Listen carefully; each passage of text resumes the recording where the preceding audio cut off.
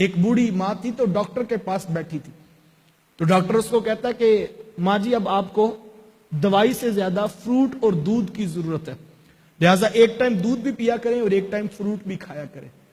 تو وہ ماں آگے سے کہتی کہ ڈاکٹر صاحب میں ایسے ہی کروں گی، ڈاکٹر صاحب میں ایسے ہی کروں گی، اور اس کی آنکھیں بتا رہی تھی کہ ڈاکٹر تو دودھ اور فروٹ کی بات کرتا ہے، میری تو 2 وقت کی روٹی بھی گھر میں بھاری پڑی۔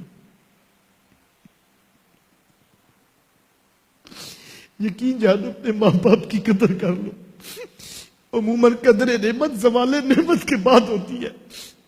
پتہ اس وقت لگتا ہے جب چارپائی گھر سے اٹھ جائے گی پھر سمجھ لگے گی۔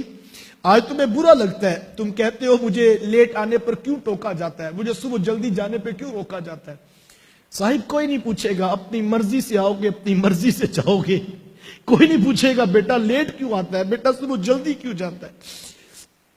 سب سو گئے ہوتے ہیں، بہنیں سو گئی ہوتی ہیں، باپ سو گیا ہوتا ہے، بھائی سو گیا ہوتا ہے۔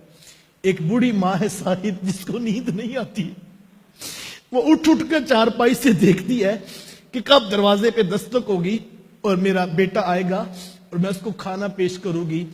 دیگر بیٹے کہتے ہیں ماں سو جا، تجھے نہیں پتا اس نے 2 بجے آنا، اس کی روز کی روٹین ہے۔ تو آگے سے کہتی بیٹا میں کیا کروں، میں تمہیں تو کچھ نہیں کہہ رہی، مجھے نیند ہی نہیں آتی جب تک میرے بیٹے گھر نہ آ جائے۔ یار اس دور کے اندر کوئی تڑپتا ہے اس طرح؟